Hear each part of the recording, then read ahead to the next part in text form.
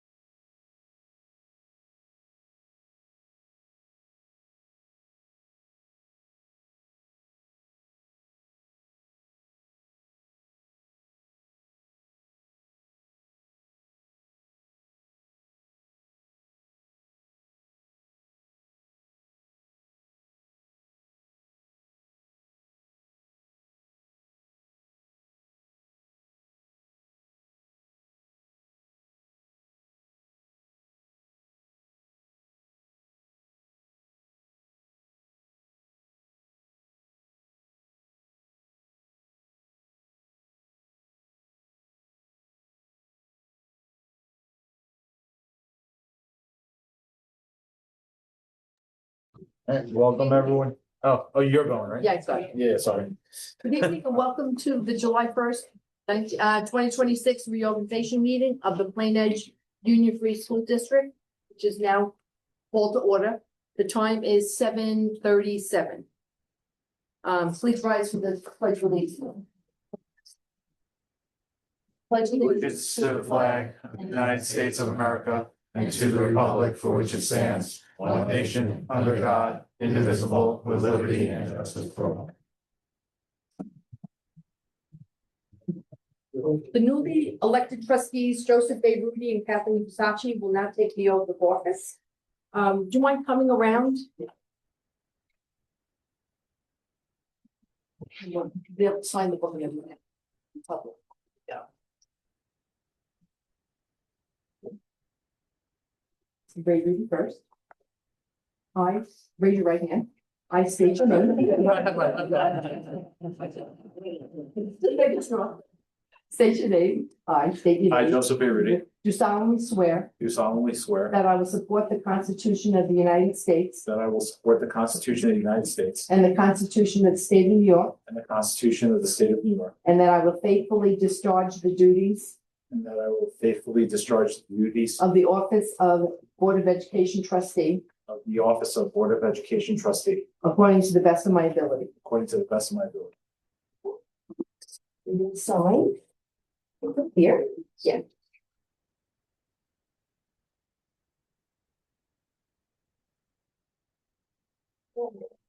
Oh, thanks. Now, you can raise your right hand. I state your name. I, Kathleen Versace, You solemnly swear that I will support the Constitution of the United States do solemnly swear that I will support the Constitution of the United States and the Constitution of the State of New York, and the Constitution of the State of New York, and that I will faithfully discharge the duties of the office of faithfully discharge the duties of the office of Board of Education trustee Board of Education trustee according to the best of my ability. according to the best. Okay, and you're going to sign. There.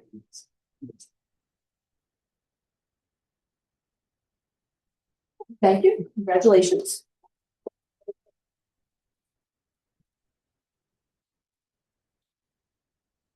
Now we're going to sign, appoint the newly, appointed superintendent of schools, Dr. Christopher Giulianis. You take the oath of office. Raise your right hand. I state your name. I, Christopher Zublionis, Do solemnly swear that I will support the Constitution of the United States do solemnly swear that I will support the Constitution of the United States and the Constitution of the State of New York, and the Constitution of the State of New York, and that I will faithfully discharge the duties of the office of and that I will faithfully discharge the duties of the office of Superintendent of Schools Superintendent of Schools according to the best of my ability. according to the best of my ability.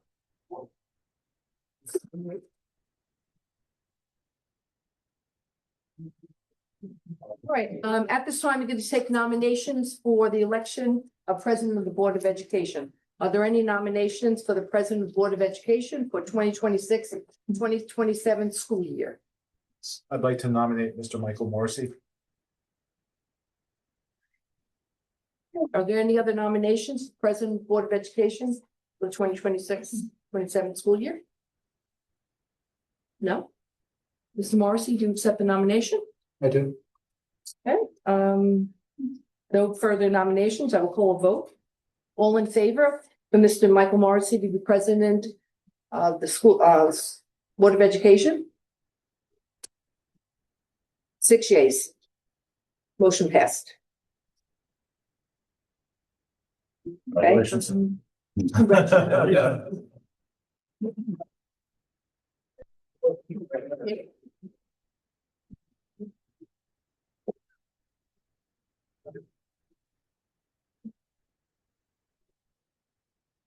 You raise your right hand.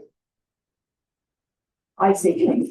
I, Michael Morrison, Do solemnly swear that I will support the Constitution of the United States do solemnly swear that I will support the Constitution of the United States and the Constitution of the State of New York, and the Constitution of the State of New York, and that I will faithfully discharge the duties of the office of and that I will faithfully discharge the duties of the office of President of the Board of Education President of the Board of Education according to the best of my ability. according to the best of my ability. Congratulations.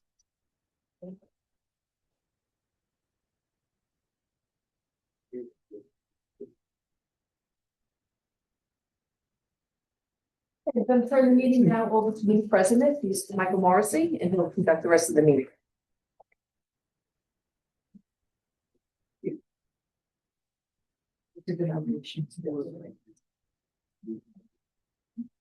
Thank you, Ms. Green. Before I move on to accepting nominations for vice president, I would just like to take 1 second to thank our outgoing president. We've heard a lot over the recent weeks, Mrs. Muscarella and the calm city leadership that she brought to the district during the course of this year. I would also like to extend that same thanks and compliments to Mr. Rudy. Without his own calm, steady, quiet leadership, I don't know that we would be in the position that we are right now. So thank you for your 2 years as board president, and in particular your efforts over this last year to keep the lights on, the doors open. I did all that, but thank you. I appreciate it. Let pass the baton on to you. It's a gavel. The gavel, yeah, I guess so. So I'm sure you'll do well. Thank you. So are there nominations for the office of vice president of the Board of Education 2026-2027 school year? I'd like to nominate Mr. Joseph Garcia, Vice President. Is there a second? You don't need a second. Any second? Any other nominations for the office of vice president? No. Thank you. Mr. Garcia, do you accept? I do. There being no further nominations, I now call the vote. All in favor for Mr. Joseph Garcia for the office of vice president, please raise your hand. 6 in favor, motion passed. Congratulations, Mr. Garcia. Thank you.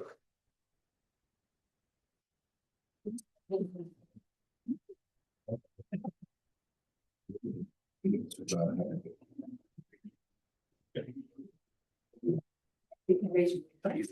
I state your name. I, Joseph Garcia, Do solemnly swear that I will support the Constitution of the United States do solemnly swear I will support the Constitution of the United States and the Constitution of the State of New York, and the Constitution of the State of New York. and that I will faithfully discharge the duties of I will faithfully discharge the duties of Board of Education Vice President Board of Education Vice President according to the best of my ability. according to the best of my ability.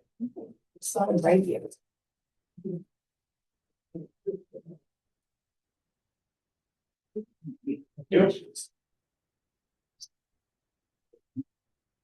How to move?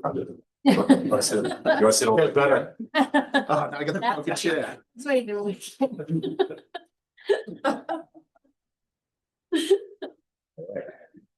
I'd now like to invite the district clerk to administer the oath of office to our treasurer, Teresa McCarthy, and our assistant treasurer, Joseph Mazzano.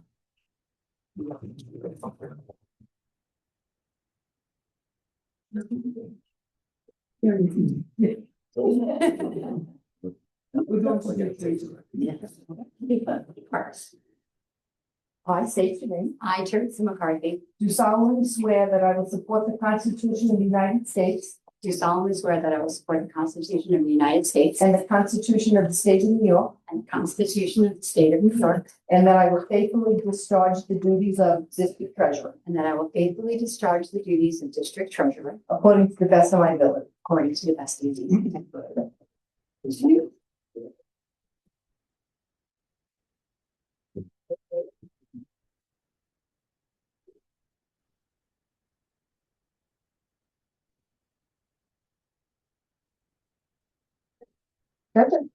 I state your name. I, Joseph Mazzano, Do solemnly swear that I will support the Constitution of the United States do solemnly swear that I will support the Constitution of the United States and the Constitution of the State of New York, and the Constitution of the State of New York. and that I will faithfully discharge the duties of Assistant Treasurer And I will faithfully discharge the duties of Assistant Treasurer according to the best of my ability. according to the best of my ability.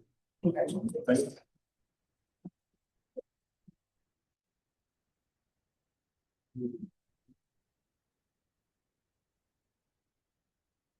Teresa, don't go so far. No, go ahead. You're gonna do yours. No, I'm gonna do yours.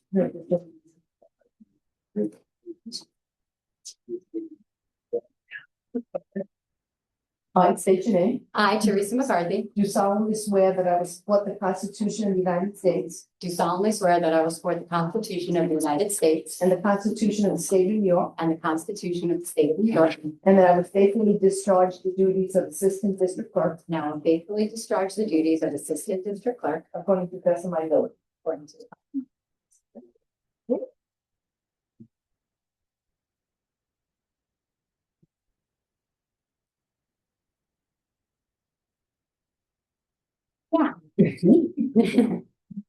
I state your name, I, Noreen Green, do solemnly swear do solemnly swear that I will support the Constitution of the United States that I will support the Constitution of the United States and the Constitution of the State of New York, and the Constitution of the State of New York, and that I will faithfully discharge the duties of District Clerk and I will faithfully discharge the duties of District Clerk according to the best of my according to the best of my ability.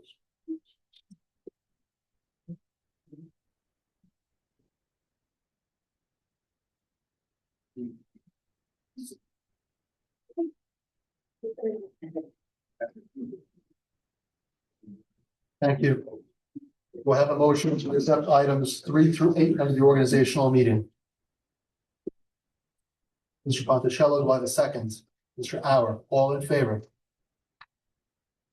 7 in favor, motion passed. Do I have a motion to adjourn the organizational meeting? Mr. Versace, do I have a second? Mr. Ponticello, all in favor? 7 in favor, motion passed. Meeting is adjourned. And now do I have a motion to convene the regular Wednesday, July 1st, 2026 business meeting of the Planning Board of Education? Ms. Versace, a second. Mr. Pasquarella, all in favor? 7 in favor, motion passed. Thank you all for bearing with us as we follow Robert's rules to a T, or just generally. I would now like to open up the regular business meeting by turning it over to our new superintendent, Dr. Zublianis, for his comments. Good evening, everyone. It's a real honor to be here for our first official meeting with you, and I'm really proud to be part of the Plain Edge leadership team in the district. My recent visits and meetings with staff and families over the last couple of months have confirmed that Plain Edge is a very special place with dedicated educators and a very supportive community, and I'm truly grateful for the warm welcome that I've received from everyone over the last couple of months, and I'm really excited to build relationships and learn from all of you. We're soon going to be announcing some summer meet and greets for me and the central office team, and we'll be announcing those shortly. But I first want to thank Ms. Carol Mascarella for her incredible work as interim superintendent and for everything that she did to help with this transition. She literally spent hours with me and opened up her office, and her wisdom to me and her efforts this past year really offered such a strong foundation for the upcoming school year. So we're so grateful for Ms. Mascarella. We're excited for many of our different summer experiences to kick off. Some of our experiences, like our ESY program, actually began this week, and we have our annual enrichment programs beginning next week, and we're going to be there. And as I understand it, Dr. D, we're going to be helping children out of cars on Monday, I think. So we're excited to be on site for the opening of these annual programs. We appreciate our parents and students' patience with our report card issue. We encountered unanticipated issues with Power School over the last few days, but I really want to compliment Dr. De Paola, Dr. Rishi, Mr. Messiano, and our full leadership team in getting all of these things solved. You all really hustled, and I was just incidentally on the phone with you about it, but it was all resolved today. Thank you all for everything you did. And one special note, all Plain Edge Elementary students in entering grades K through 5 are invited to participate in a district-wide Star Spangled Summer Reading Program in honor of our nation's 250th birthday, and that's on the Plain Edge Schools website. So we hope our elementary kiddos take part in that. And now our main event, we move on to one of the most exciting parts of our meeting, and that is the recognition of our Long Island Class A Championship baseball team. Thank you all for being here.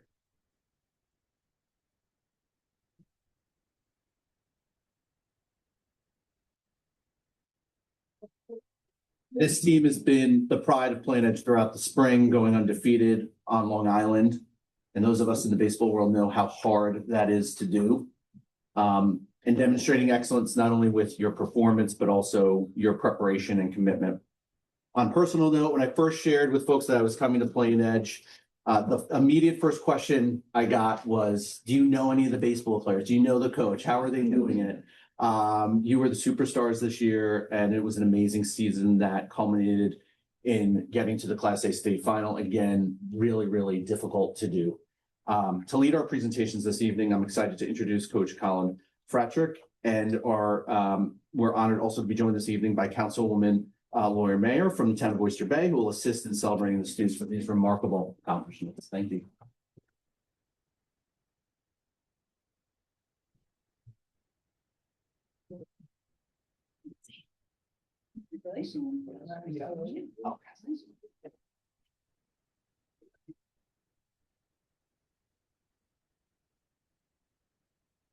Well, you want me to, I'll start, yes. Well, I have something very special in hand. Good evening, everybody. I am Councilwoman Laura Meyer of the town of Oyster Bay. I'm here on behalf of Supervisor Saladino and the rest of the board. I'd like to extend a congratulations again to Dr. Zaglanis. Last time I was here, you were the interim, and now you're officially, this is your new home. So congratulations. You can be great. It's a fantastic place. So we welcome you. Apologize the way I'm dressed. I actually was on the baseball field myself. My youngest plays, he's at 10U, and they just kicked Belmore's butt. So watching and I'm going to on the way over, so happy. There must be something in the water here, because last time I was here last month, I was giving a citation to the basketball team. So want to wish you all really congratulations for your hard work, your dedication, and being able to bring home the championship for Long Island. And also thanks to your parents and the coach and the assistant coaches as well for all that you do for these great kids. So I have a whole bunch of citations and certificates for you guys, but I also have something even more special. This sign that'll commemorate.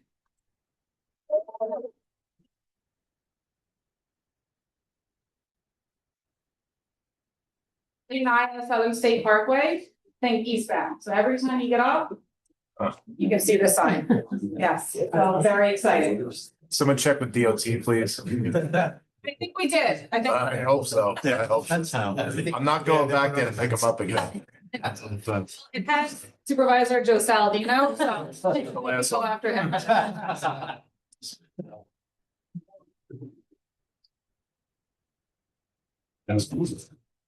And I should have welcomed Assemblyman Yeah. McLean for being here as well. Thank you so much for being here. All right, thank you for having. Just wanted to come down and congratulate each and every one of the boys on your hard work and dedication. Let's give them a big round of applause.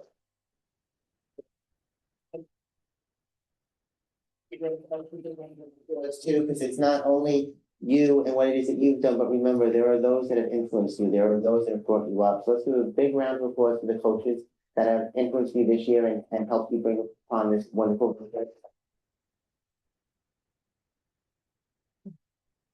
The Board of Education and the Superintendent for what it is that they do each and every day to support the Plain Edge School District. Thank you for all it is that you do.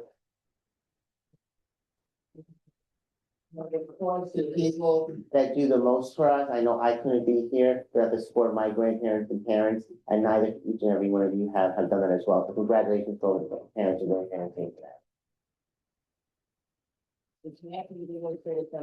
I have some citations for each and every one of you, and congratulations and wish you the best of luck in your leadership. God bless.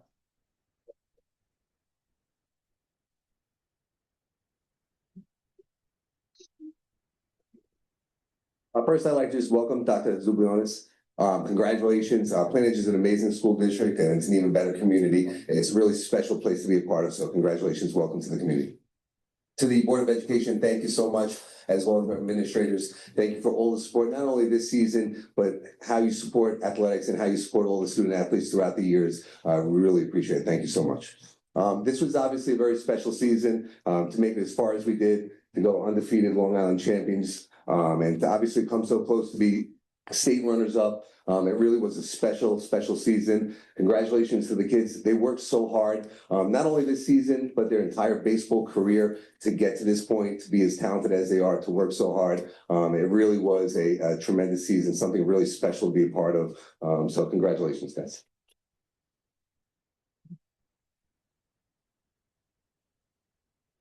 follow you up and we'll like take, give you your citations and,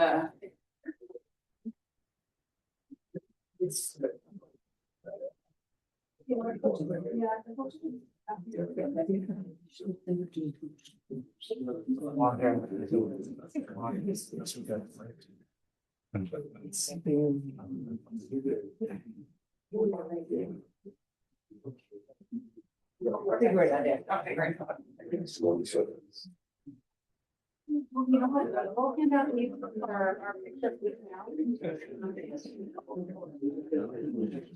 I got that question. DJ? DJ? Yeah, yeah. Mike? Yes, Brady? Rob? Charlie? Jaden?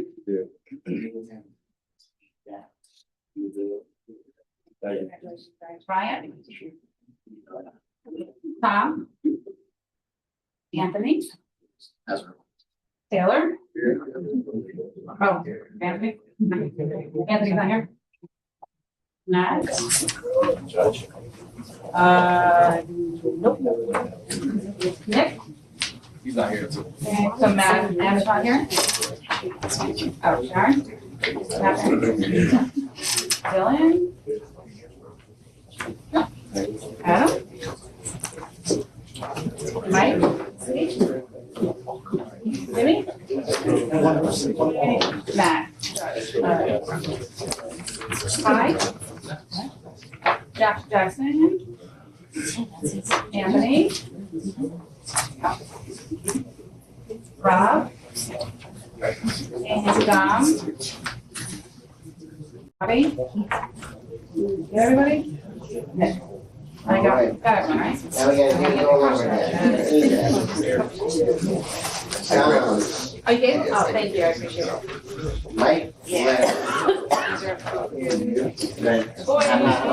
Thanks for not. Everybody.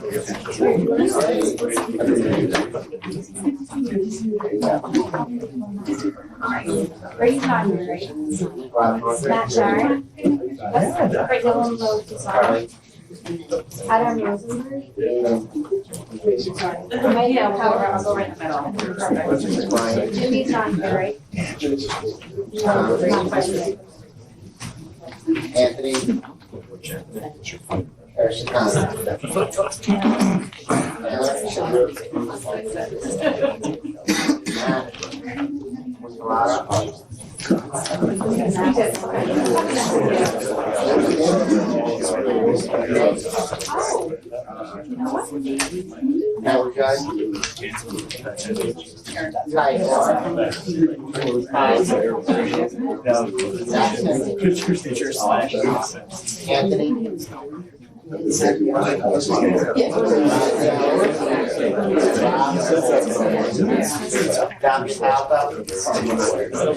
Bobby Westcott.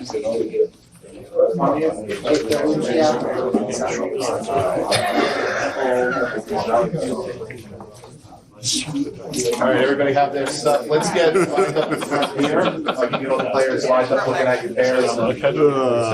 Just right about. Right, so you know what, why don't you go on either side of me, so I'm gonna stand. Yeah, I'm gonna go here.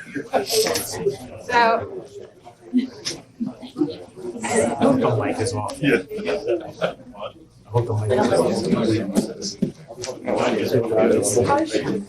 Some of you might need to. Can you,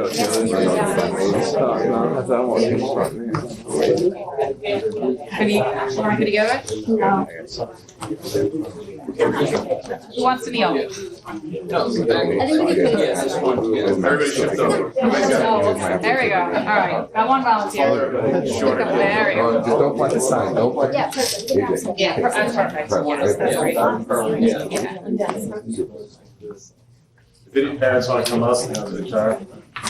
Don't mind declaring in the sun. Right here, big smile. That's not future position, you know.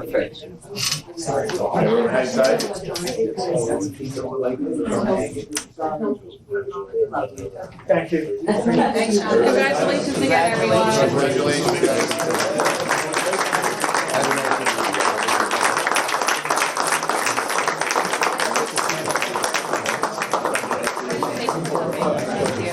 Good to see you again. Thanks for coming down. If you want, you can sit beside you.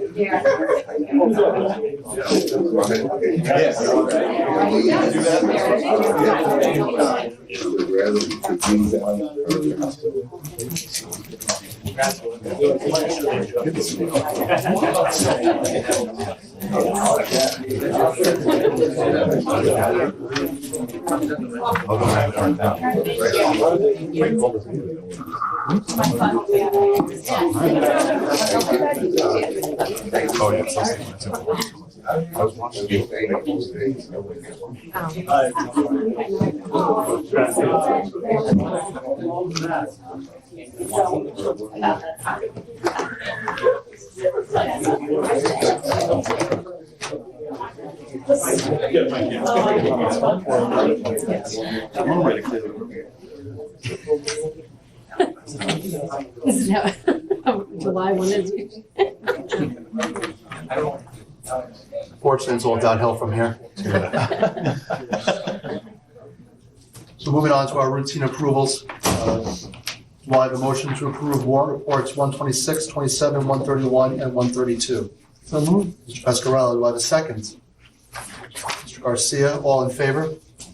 7 in favor, motion passed. Do I have a motion to approve the minutes of the June 16th, 2026 Board of Education meeting? Mr. Bayruti, do I have a second? Mr. Ponticello, all in favor? 7 in favor, motion passed. Now moving into our discussions and presentations. There are a number of items here on this. I know some people have come down to hear the discussion on them, maybe offer some public comment at the end.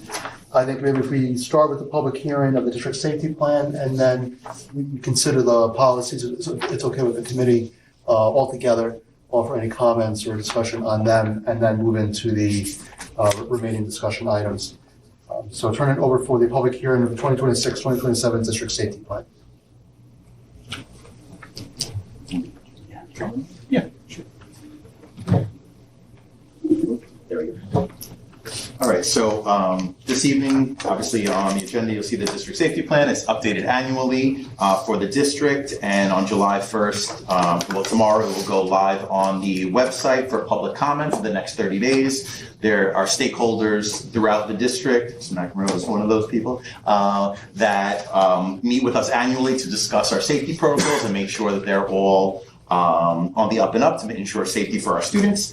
And in January, we updated with some new requirements regarding the DESH's law. So the new safety plan really just continues what was in place as of January 20th, just changed the personnel and the dates on the agenda. And next week we will have, next year, we will have a few meetings to discuss how those changes, have gone, the things that we implemented starting in January of last year, and make any changes obviously annually, moving forward. So this will go up for a 30-day public comment period, and then on the August board meeting agenda, it will be up for board approval to make it official for the following school year.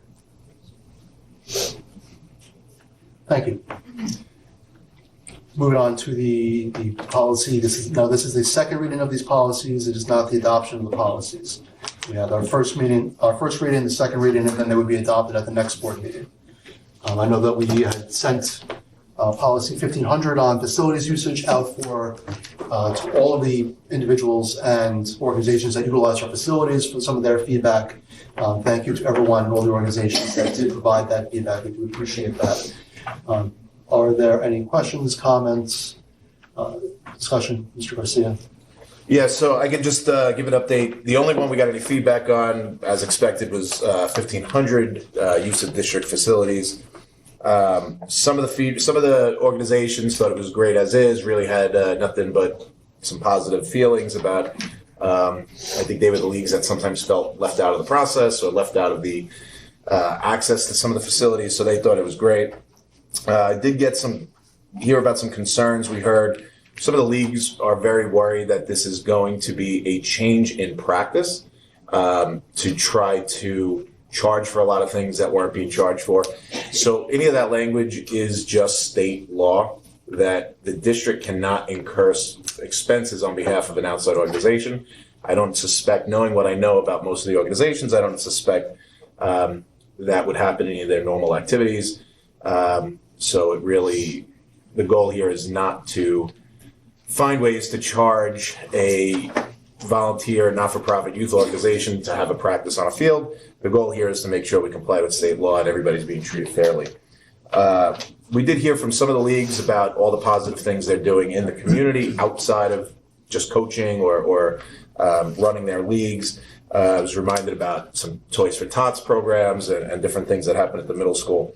There is a concern on behalf of one league that that's a very, very large concern for them.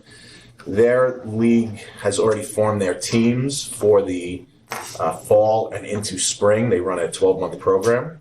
They will not be able to comply with an 85% requirement.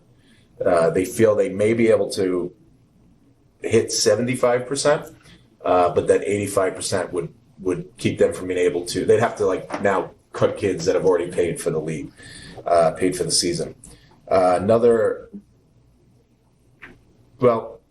Essentially that's the problem, right? Is that their feeling is they went ahead and made their plans, formed their league, formed their teams based on a policy that's now being changed, which will directly harm the players and the families in their leagues. So that is, today it's not getting implemented or adopted, it's just a second reading, but that is something we're, as a board, going to have to make, I think, a few decisions on.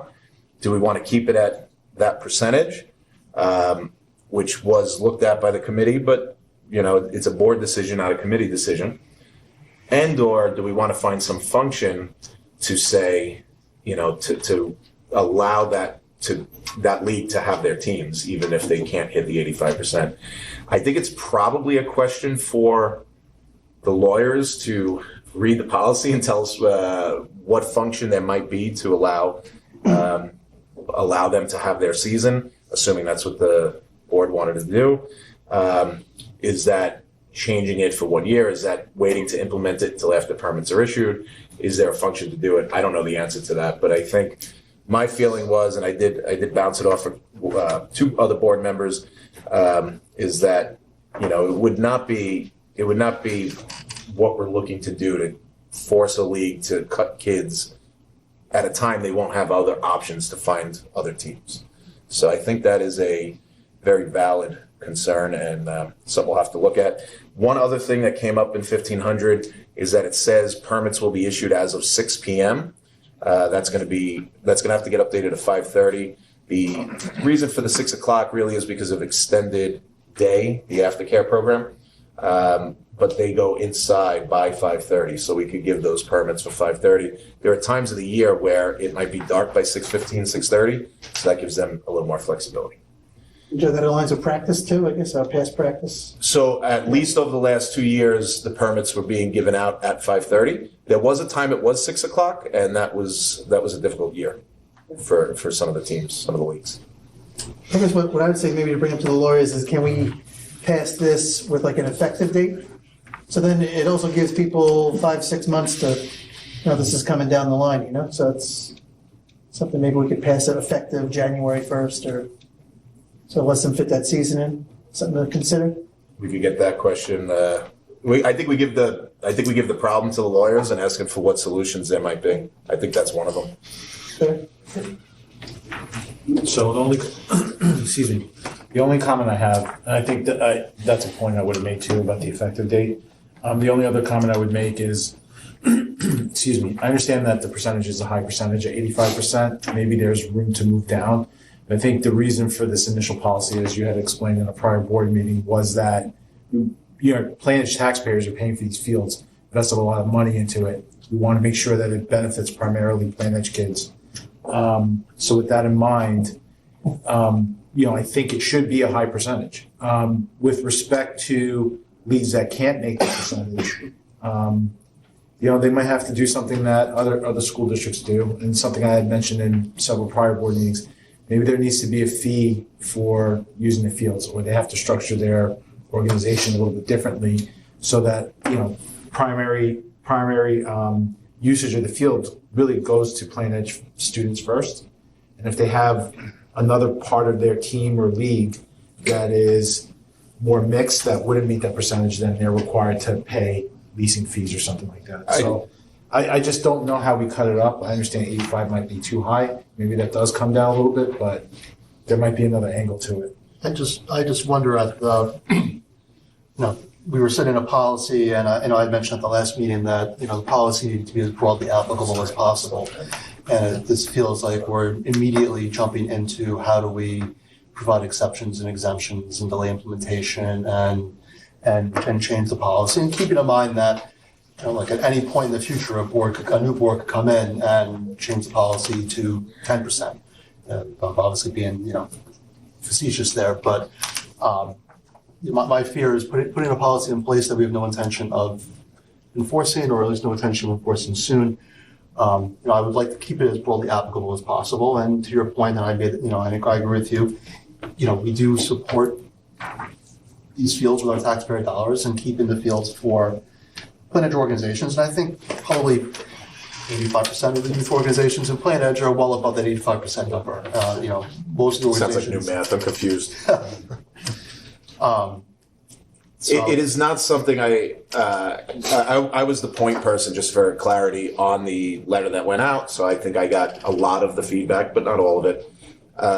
It's not something we heard a lot of issue with, but it does affect one particular league.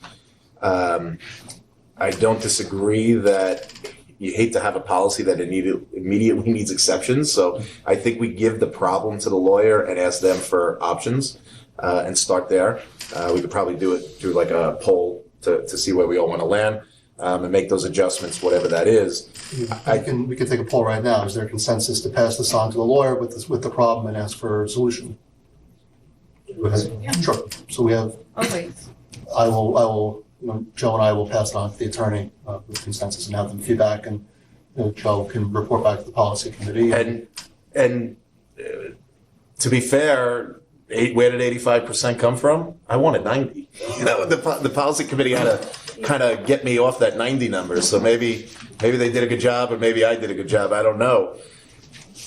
My grandfather's 98 years old, lives in Plain Edge. The last time he had a kid and owns his house that went to Plain Edge was a long time ago. It was my aunt. I won't say how old she is, she'll get mad.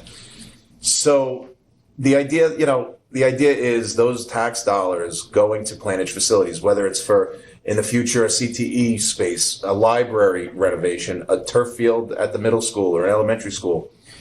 He's one of those people that just shows up and votes yes no matter what is asked, because he wants to see the kids of the community get whatever they need, more than they need. He's one of those people. I think that's most of Plain Edge.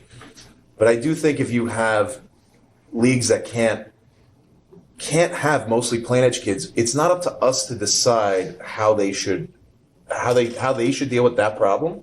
There are options out there. There are teams that lease fields. There are teams that use town fields, teams that use county fields. There are other options. The other options might be adjusting your registration practice, or adjusting how you run your teams, or not cutting Plain Edge kids. There are options out there. It's not for us to decide how a league should operate. I think that's a mistake when you start doing that. It's for us to decide what is best as stewards for the community and for the tax money and for the facilities. And I do really feel 85% is the right number. However, I do understand that changing the rules in the middle of it is unfair. Or at least if it's not unfair, it creates difficulties that are going to be dealt with by children and families that are we're all at a wit's end. So let's give it to the lawyer. I think at this point we've made clear where the concerns are. We'll get that to the lawyer. And is it worthwhile touching on what actually falls under incurred costs while we're here? Yeah, I mean, I can give you some examples. So if the lights are on at the high school because the community walks the track and uses some of the facilities, if the lights are ordinarily on till late o'clock at night, then there's no extra cost for the district to have the lights on till 8 o'clock at night, whatever that time is. You can make some adjustments to what your standard practice is. If you want to have a 24-hour lacrosse game, which Plainage doesn't host, but that exists, you're going to pay for lights from, in my example, 8 p.m. till 7 a.m. because that's not ordinary expenses. If you wanted to have some sort of well, I'll just use lacrosse because up until recently I was on that board. I resigned because focus here. If you want to have lacrosse day and you're expecting a huge crowd and you're going to need some crowd control and some security guards to manage that, you're going to pay for the extra security guards. If you don't clean up your fields and there's 400 water bottles, and I think most of the teams do a pretty good job of this, and the school has to keep a custodian overtime to pick up empty water bottles, although most of the time they have full, you might end up having to pay the rate, which is going to be 25% over what their actual rate is. So maybe $50 an hour for that custodian to stay. The goal is not to get the $50 out of you. The goal is not to have the taxpayers pay to pick up your garbage. So again, I've been involved in enough of the different sports as a player, coach, parent, to know that the activities that most of the leagues have been doing shouldn't have some expenses. Where could it? If you wanted to have some sort of a fundraising competition, turkey bowls, lacrosse shootout, bringing in a lot of different people into the buildings, and you were going to run that on a Sunday when we're not going to have enough staff, we don't have a custodian at that time, or we need to have some extra staff, there may be a cost. We'll make sure that there are policies in place or regulations in place so that you know that ahead of time. And if you're charging leagues to come to your tournament, just like wrestling does, you might have to pay something. Now, that is not because the district wants to make money on it. It's because state law says you have to pass those costs on to the outside organizations.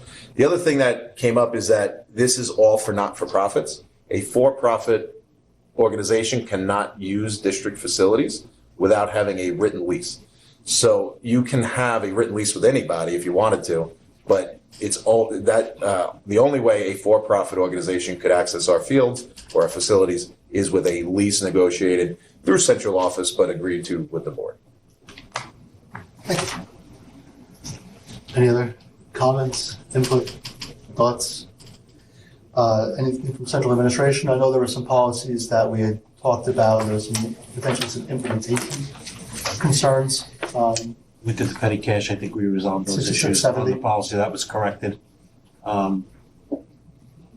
That's been corrected. That's been corrected in the reading. Correct. Yeah, so the reading updated the petty cash to a $25. $25 at a time. So $100 petty cash, but you can only buy an item up to $25 with it, which reflects past policy and practice. Great. Well, we're only changing the field usage to 5:30, correct? Right now, At yeah. this point, yeah. Yeah. Okay. And we'll pass everything on to the lawyers and we'll get some feedback from them on the other items. Moving on to item 15, the Transportation Committee considerations and recommendations. Yes? Oh. And now we all see why Joe had to step down from the cross board. All right, so the Transportation Committee, first, thank you to all the people, both staff. We had 3 board members there and a whole bunch of parents who sort of took turns being able to get there, but they all really came to it with a real openness to look at the issue, all the different issues around busing. The committee has a few different names, so it's either called the Transportation Committee or the Bus and Late Bus Committee. But parents and the people from the community on that committee did a really good job of being open-minded, courteous, collaborative. It wasn't a lot of fun having to do a lot of extra meetings, but the group was fun to work with. So this is the considerations or findings from the committee. I'm going to do it pretty quick because I think we can. So first, we were asked through Fiber Fundamentals, we asked them to look at 3 different schools, each having a zone that was an area of concern based on safety. So that was in Plainage High School, mostly, and the one that got talked about, I think the most, was north of Southern State, especially this winter. The state did not shovel the sidewalks. So the kids had to walk down Hicksville Road on unshoveled sidewalks that had all the plowed snow on the sidewalk, frozen in place. It looked like a glacier. I mean, it wasn't great.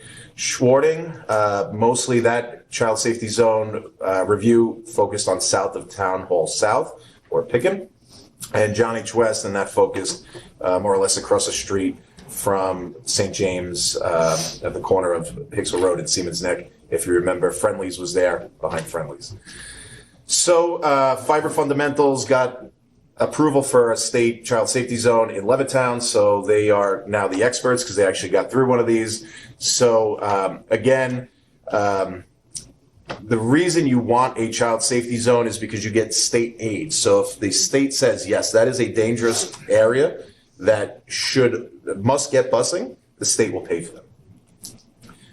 So what do they recognize as hazards? It's not what you or I, or certainly my wife, would consider safe for our kids to cross. It's what the state considers, which is going to be there. It's not easy to reach these. The only one Plain Edge has on these safety hazards is a highway intersection. They don't consider it like that you have to cross the highway. It's just the fact that Hicksville Road intersects with Southern State with an underpass. So that is the only one that applied to Plain Edge. So when they look at the highway crossing, you got max points for that. You get max points for the traffic count on Hicksville Road. Hicksville Road has a ton of traffic, so you max out there. But that's not going to be enough points on its own, either of those, to be considered unsafe for kids, or what the state calls state child safety zones. So when we look at Plain Edge High School, what we were talking about, that zone, now you'd like to say, yeah, get everyone a bus and let the state pay for it, but you have to be pretty specific. You have to think there's a good chance to get that approval, or you know, the whole thing, you'd be throwing the baby out with the bathwater. So when it came to the high school, that is that area north of Southern State, based on that crossing down Hicksville Road. When we were talking Schwarting, again, that's south of Town Hall South. And John H. West, that little section that is absolutely Plain Edge Schools, behind, I think it's a dentist now, but it used to be Friendly's. They had the good cheeseburgers with the smiley French fries. So when they added up all those different points for each one individually or together, they do not reach the state threshold to be considered a child safety zone. It does not pass. It will not pass. New York State will not consider it a child safety zone.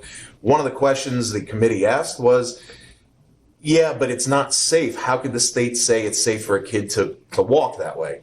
The state would say, we're not telling you it's safe. We're telling you it's not our problem how the parents get their child to school. It's a parental issue, not a state issue. So the state said tough noogies. So what we're looking at that, on that chart, Joe, just so we can go back, I guess the sum, and then right next to it, the threshold is what we're looking at? Yeah, so what you would need, and it falls well short. It's not like it was just close. It was well short of being a child safety zone. So the next question was, if you can't make it a child safety zone, what else can you do? So the school district asked School Source Technologies to review those non-eligibility zones at high school, Schwarting, and West. They were asked to determine the feasibility of just giving more busing, of what's called reducing the non-eligibility zone, or also known as walk zones, changing the walk zone, making more kids eligible for busing. So those same areas I just talked about were the ones that were given to the consultant as, can we get these kids on a bus? What would we have to do? So to determine those non-eligibility zones, they looked at all the routing. Brian McCarthy, excellent job of working with the consultant, Peter as well. I'm sure there were other people involved, of really getting to like a really granular understanding of where the buses were going and who was getting picked up. They then shrunk the zone, right? So if this many, expanded the zone or shrunk it? What would you say? I'd say we expanded it. We expanded it, right? So if the busing zone was 1 and now you made it more kids get on the bus, how far or how close would you need, how much shorter would you need to make the walkout zone in order to capture the kids in the zones that we were looking at as potential child And safety it's a circular zone. It's not just. And it's a circle. You can't say we want to go get those kids. It has to be by a circle around. It's your point. It's a radius. So, and you can't say we only want to do that for John H. West, where, you know, you could have adjusted just a little bit to capture a bunch of kids. It has to be the same for all those levels. So all 3 elementary buildings. I have to mention Teresa was part of this too. So, sorry. Also a great member. We have principals there. It was great. So they figured out how many students would now be eligible for the busing. They reviewed how many seats were on the buses, how much capacity do we already have to transport those students. So if you look at Plainedge High School, in order to capture those zones that we considered important to capture, north of Southern State, south of Picken potentially, you would change the current zone, which is you have to live more than one or equal to or more than 1.5 miles from, you know, that radius around the high school, to 0.7 miles. When you do that, you now capture the kids to become eligible for busing in what we were studying as child safety zones. That means by making this adjustment from 1.5 miles to 0.7 miles, you now have made 186 children eligible for a bus to the high school who weren't eligible previously. So this is a map of everybody who today is not eligible. Those red dots represent bus stops, students who are not eligible to get on a bus. This purple-ish overlay over the existing map shows what the new zone that is ineligible. So the red area there has now all become eligible for busing to Plainedge High School. They are not right now. So you can see it does capture the areas we were most concerned with. South of Jerusalem gets captured, north of Southern State. So they also did the same review of the elementary buildings. You can see here, if you adjusted those walk zones to capture the students we were talking about in those potential child safety zones, you would make a lot of kids eligible for the bus. I think when I added it up, it wasn't 300, but it was getting pretty close to it. So if you did that, if you adjust the elementary school walkout zones to capture the kids that we were studying to try to get included as, or their neighborhood as child safety zones, you would need to reduce from the current 0.75 miles to 0.4 miles. Again, that would apply to all the schools universally. You can't say, yeah, but East Plain, that's not a bad walk. No, it'd be everybody.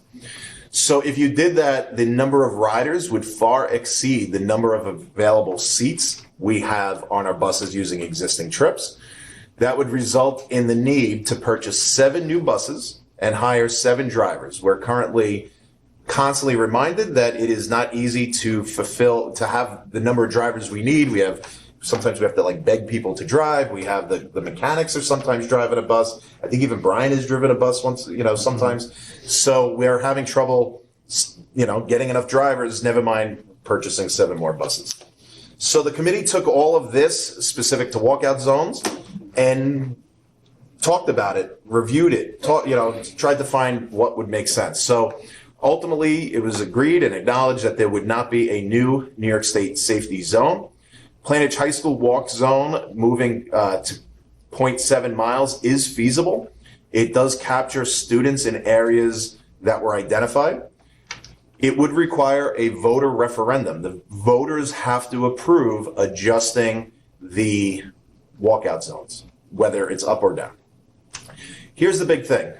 To adjust the high school walkout zone, you do not need any more drivers. You do not need any more buses. It does not come with a cost that you would have to pay at all. It's just by rerouting, adjusting the zones. That's where the consultant did an amazing job with Brian to figure out the science that goes into picking these routes to make it so everybody can get on and it doesn't come at a big cost is amazing. Now, we could stop the conversation there and just say no cost. That's what some other districts have done. There is an impact to state aid because you now have kids that aren't, under the state's view, eligible for busing. On buses, it does affect the state aid, but to a really small amount. Very easy to handle. The committee picked up on, and again, it was like they just, the more people you have in a room, the better. If you could have 186 kids eligible for busing at the high school, morning is the big time the buses are used. By the afternoon, kids would practice or they go to a friend's house, whatever. You are going to have, by accident, a unknown amount of positive impact on drop-off. So we did have Miss Ioko there, the high school principal. She picked up on it as well.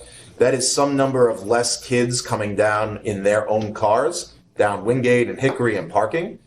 That's something I'm sure, I know I've heard a lot about, other board members do too. It is some impact on the drop-off, just the amount of kids and parents that have to pull up and let their kids out, because obviously now you're taking them as a group on the bus. So that was also thought to be almost enough of a reason on its own, besides the fact that if you don't change the walkout and we have another bad winter, there will be kids walking down Hicksville Road, climbing over icebergs.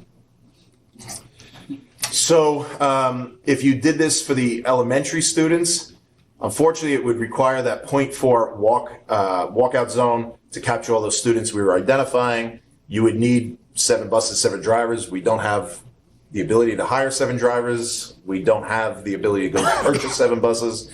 So that has a really high cost. It's almost unknown because you don't know what you would have to do to get those drivers. You might have to actually hire an outside company. That comes at a much higher cost. And then there is, although it's been pushed out, an effect on the electric. There is a mandate to go all electric for our busing. They're much more expensive. Would we be able to have the charging infrastructure? That's just a whole additional consideration. And you're just kind of leaning into gas buses at a time where it might be changing.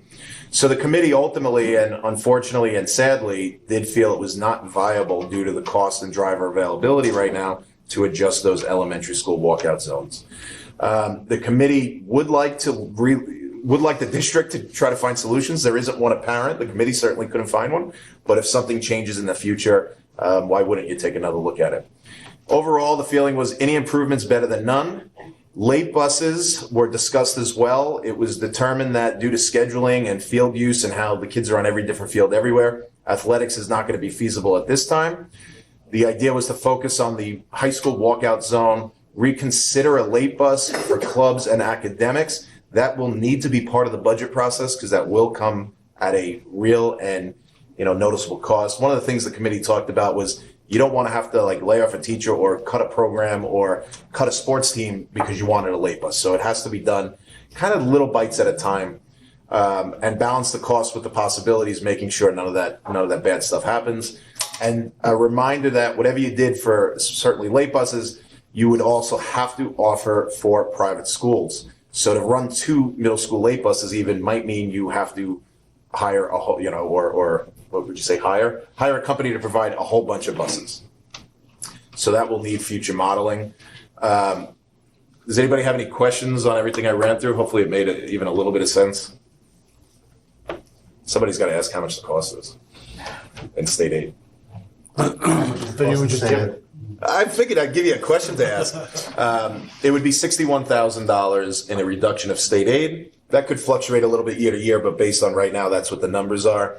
The committee and the district feels that that's that's something we can manage. It's not going to affect anything negatively. I think ultimately, as with a number of things that the board has done recently, the final decision is being made by the voters. As you pointed out, this does have to go to a referendum. There is an opportunity for the community to weigh in and say, we don't want to see that reduction in state aid, we're comfortable with this is, or we like this and thank you, and move forward with it. We are not making the final decision. The consultant, the high school walkout right. zone. The consultant did feel that these things tend to be very positive and have a lot of positive feedback. One of the things that he had mentioned, and then somebody mentioned after, was that sometimes you want to actually have that vote during the budget vote, because if you have a tough budget, it gives a whole bunch of people who really want it to pass. Sometimes that might be, even if you feel like you have a tough election, it's a good thing to run on. The committee did not want to wait for the next board budget vote, because that means another winter of those icebergs. So the feeling at that time, I think I was pushing for let's have a vote in August and start in September, and it was quickly explained to me why I was insane, and it's easy when you're not the one who has to do it. So the feeling was have the vote or referendum in September, with the ability to you kind of have those kids captured and the families captured for communication purposes so they know the vote is happening, with an implementation for January 1st, which would allow 2 months or more of time to let parents and kids know, here's your new bus stop, here's the new bus number, you're eligible for a bus. While the kids are in the building, it's much easier to get that information out. So that was their feeling. I happen to agree. I have a question. So the last time we implemented busing, extra busing, ridership was an issue.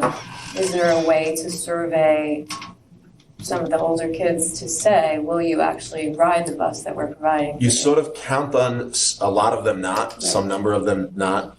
You have to make the seats available, but one of the things the consultant studied was, what's the word? But like utilization. Yeah. How many of the kids who are eligible are using We it? already stacked the buses probably higher than their capacity, but we know that only 30 kids get on the bus every day. Right, so that would be my kind of banking on that. So the consultant felt that you don't actually need to do a survey to ask these kids if they're going to go on it, because you already know the percentages based on historical practice of how many of those kids, how many kids in general utilize the bus or not. So you would use the statistical modeling as a way to get there, which probably is more accurate than asking people would you use the bus. Right. And there was just one more cost, which was a one-time cost to run a referendum, which I think was like 15 to 20. That's it. Correct. But the 61 would be kind of like thought of as an ongoing recurrent cost. So what was the cost for the election? 15 to 20. Which is fairly standard. I think You would that's- not need to run, general practices with a special referendum, you go with the state minimum for how long the polls are open and things, because it's such a specific purpose. You wouldn't run it from 6 a.m. to 9 p.m. You would run it, to be determined, but it's like a minimum of 6 hours. 6 hours. So it costs a lot less to run those. And how about advertising for the vote? You would have, that's where some of the expenses, the machines, the election workers, that's the expense. The thing that this came up at the committee, I think generally people in the committee felt if you're going to go to the voters and say, hey, we think this is unsafe for kids to be walking down Hicksville Road in the winter, that over a cost for a special vote or the complication of having to do it mid-year, that those concerns didn't really carry a lot of weight.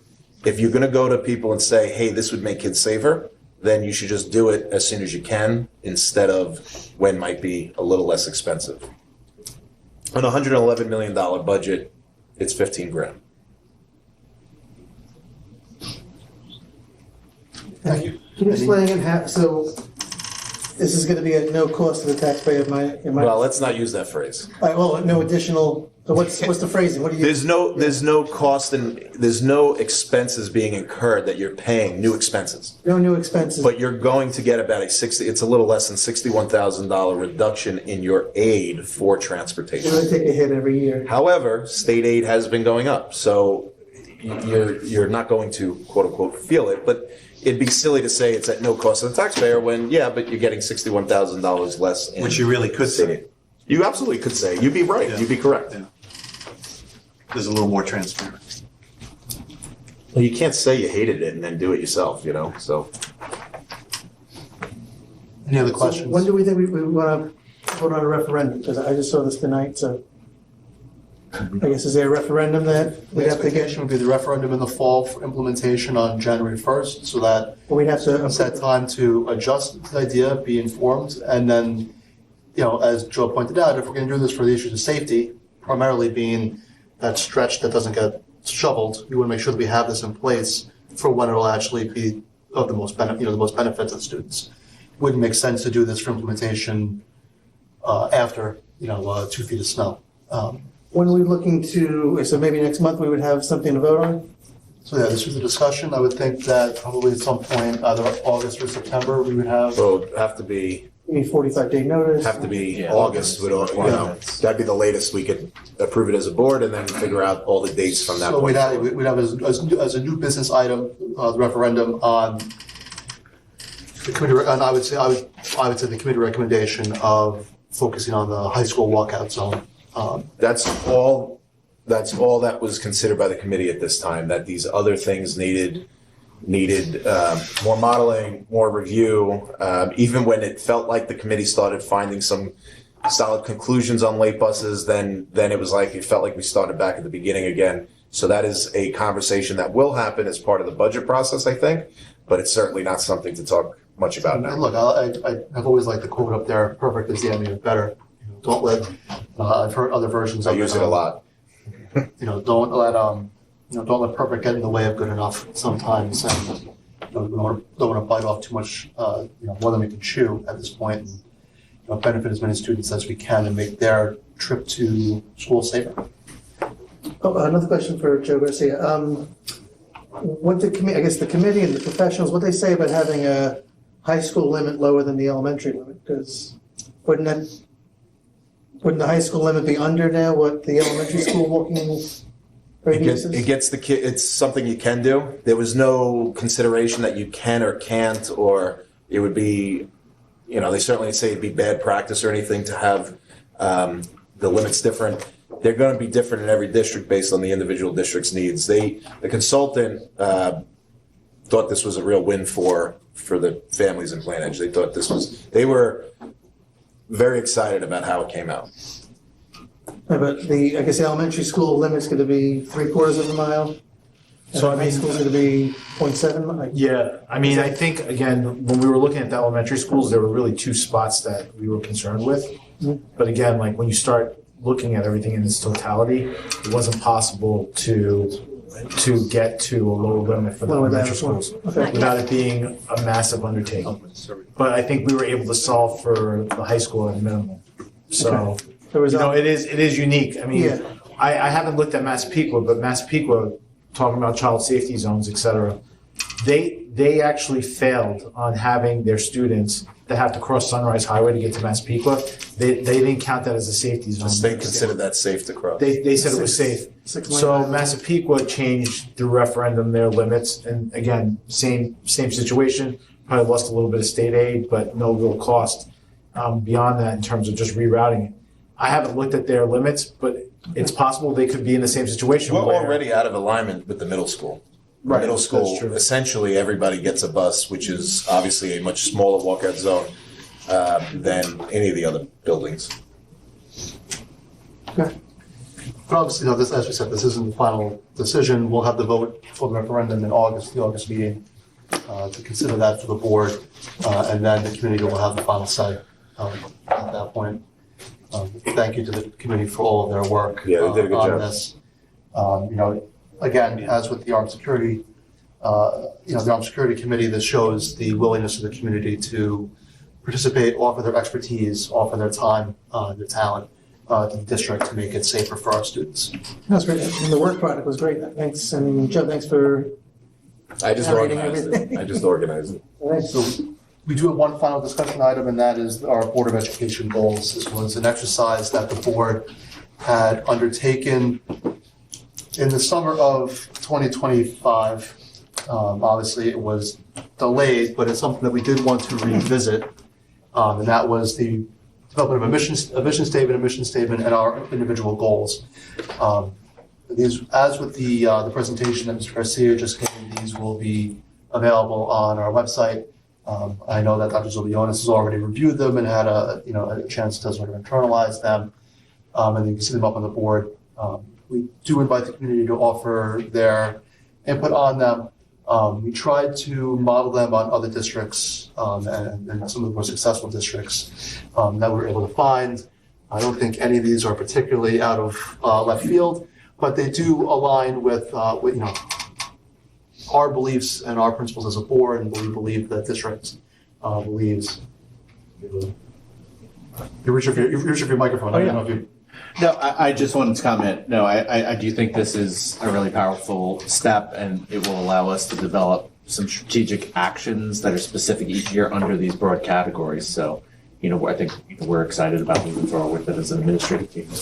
We spent a lot of time on them, and I think the plan was to kind of just adopt them, but didn't make a lot of sense to do that before. We had our next long-time superintendent So then you're faced with, hey, do you adopt something like this real quick right after the reorg meeting in July? So the goal here is to introduce them. Anybody who has any comments or concerns can certainly bring them to Mike. Bring them to Mike or me. My number's easy to find, and we'll take it into account. But I suspect there won't be a whole lot of concerns about them. But if there are, we'll deal with it. But otherwise, the plan I think is to adopt them at a future meeting. And then these then feed in to the district goals and district planning and help central administration, with their own priority setting. Any other comments, questions? Thank you. And we can update the website then, right? Eventually. Yeah, that'd be great. Moving on to section 5, business. Do I have a motion to accept business items 1 through 25? Mrs. Versace. Second. Mr. Pascarella, is there a walk-on item? There is a walk-on item 26, which I'll read. Resolved that the Plainedge Board of Education approves the contract between Plainedge Public Schools and Michael Larkin to provide support for data systems and reports for end-of-year reports and data. Thank you. Do I have a motion to adopt items number 1 through 26 as amended? Mrs. Versace, second. Second. Mr. Pascarella, all in favor? All in favor, motion passed. Moving on to provide a plan action opportunity for the board members to present on attendance, participation at school or community events. I know we just met a couple weeks ago. I just want to comment on all the graduations and moving up ceremonies, having done it myself. It's a huge task for the people that are responsible for running and getting everything perfect. And I was able to go to both middle schools and the high school, and I was very moved at all 3 of those ceremonies. So they did a great job.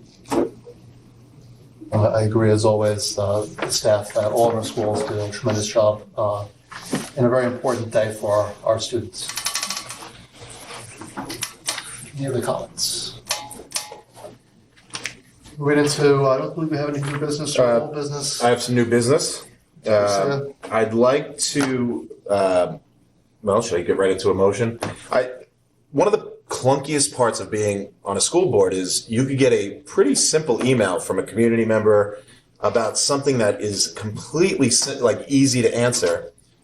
But as an individual, there's nobody here that can answer somebody who emails the board. Certainly if it's an individual email, that's maybe a little different.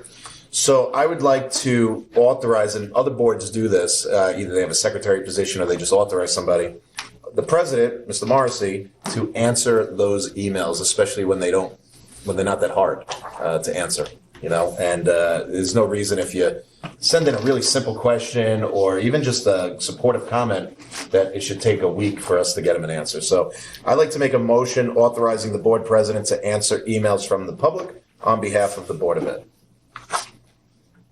Second that, yeah. All in favor?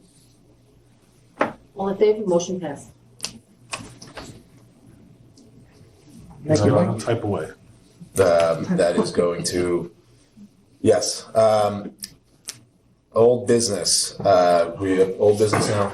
Okay. Move on to old business now. So we finished the transportation committee. We currently have a policy committee that's been working to rewrite the policies.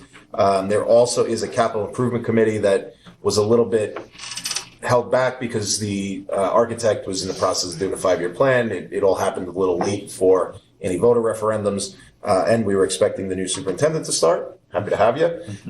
And now that will take a little bit of the organization and lifting from us. So I do think we should just have a motion to continue the policy committee and the capital improvement committee, just so they have the authorization to continue to operate. So I'd like to make a motion to continue the work of the capital improvement committee and the policy committee for this upcoming academic year. Is there a second? Mrs. Versace, all in favor? All in favor, motion passed. I'm done. Any other items under new business or old business that members would like to bring up for motion? No. Okay. Moving on to the opportunity for public comment. We remind everybody that all comments are directed to the Board of Education president. Each speaker is limited to 2 minutes in total and is expected to use the microphone and clearly state their name.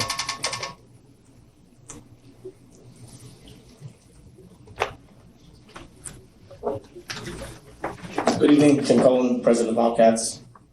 Most of you guys know me. Mike, from Mercy, we spoke. My concern is the policy. As an organization, we're mostly in favor of it because we're affected by it when we show up to fields, and other organizations are there when we're supposed to be there. We're very limited. We also almost 100, actually no, we are 100% planage. Fiscally, we've been very responsible the past couple of years. We took this over. There was no money. There was no accountability. We got a 501c3. We follow the rules. We maintain everything ourselves. Sundays we go to West. Security guard opens the bathroom, locks the door. We put the paper in. We sweep it out. We mop it. We do everything. We maintain that facility for years. I was actually going to plan on saying anything because we had to hash out, but now you bring up the Turkey Bowl. Years past, we had charged a nominal amount for pay for the pizza, pay for the medals. Past year or two, I believe, we've built that into our budget. We charge nothing when people come. When we do our scrimmage fests, when we do our turkey bowls, we charge nothing to other towns. We've limited it now to the rules that you guys have implemented to 2 to 3 teams. So it's not crazy. What we're asking is to somehow have reassurance for all the years that we've also put a lot of money into maintaining West. We've maintained the building there, the Bobcats. You guys all grew up here. You know the Bobcats built the building there. You know, we give scholarships. We don't, literally, we can show you our books. It's to the T. We take, we get, we give. We give out, we're the cheapest on Long Island for football. We give out the most. We give out pants, we give out jerseys. We get, basically a parent here has to buy a mouthpiece, a cup, and cleats. We do a lot. So it's concerning to us when something like that comes up, like a turkey bowl or something like that. On the other hand, we're happy to hopefully bring back a cheer competition this year, which we fully anticipate having to pay for the facilities and for the school. And as I said, if you guys said, no, we're good, we were already intending and building into the budget for a donation back because the old policy necessarily was a little hairy. With that said, we just need some kind of like, if you're going to start charging us for a Sunday or like this, we would appreciate having a pay schedule, almost like at a lease that planning on the implementation, on like the raise of what the lease is going to be every year, something like that. I think that if you're going to implement this, you guys should absolutely put some kind of pay schedule out with a potential increase. Yeah, to a lot of the discussion here about not changing the game midway, I would absolutely agree. If we were going to do something like that, you'd have to have a little bit of a timeline to implement it, and this way everybody could go in eyes wide open. I think what was happening with some of the things you mentioned, which I'm not aware of, that there was a limit to how many teams you could have. I think that stuff was happening to make sure that it fit within state law, so that they did not need to bring in any additional staff or security. And we're fine with that. That actually works out better for us. Which most schools maybe wasn't explained as, oh, well, otherwise I'd have to charge you. There's been a long-standing tradition to make sure that there was not going to be expenses to the not-for-profit youth organizations. Okay.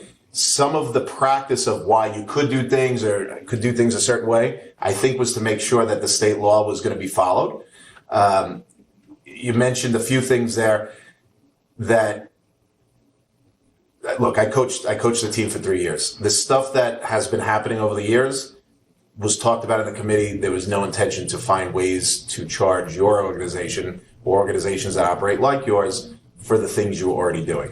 If there is a situation where you are getting told that, hey, you're going to have to pay for this, please let one of us know, and we'll try to figure out why that did or didn't happen. But the intention here is not to charge organizations like yours for things you're already doing. Okay. If you want to have some sort of huge fundraiser that you make 30 grand on, but that's a different story. And we give so much back that we would not expect that. My thing is, even if you guys said across the board, listen, we got to do it. You would need to know ahead of time. We need to know ahead of time, and we'll build it into our budget. Listen, we got to go from 325 to 500. It is what it is. But I don't want to do that to. You can't do it after. And trust me, I live and breathe this cheer competition on a daily basis. Listen, I've been fighting for 4 years, and nobody wanted to do it. Now we're finally getting it. And if I can clarify, I didn't mean to be upset with the turkey bowl. I meant, like, if you're going to be there on Thanksgiving Day. No, I get it. No, of course, yeah. I just wanted to explain to us that we do not charge for those events anymore. Right, and as we said, our goal here is not to make it impossible for organizations like yours to use these fields, or to make it impossible to run your organization. Our goal is just to make sure that Plain Edge fields, the Plain Edge kids have priority to use Plain Edge fields, and I think everyone on this board wants to see the fields used and kids running around and having fun. And as I spoke to you, I agree, because it's not great for little kids to seeing grown adults screaming and fighting on a field on who should be there and not should be there. So, for the most part, we agree with, and we're not saying nobody should use it. If it's empty, somebody should use it, but we just need to know ahead of time if this is what's going to happen. I guess I don't think that many things are going to change for most of the organizations. Okay, I appreciate it. Plain Edge. Thank you, guys. Thank you. Any other public comments? Do I have a motion to adjourn? Mrs. Masacci, second. Mr. Auer, all in favor? All in favor, motion passed, 8:57.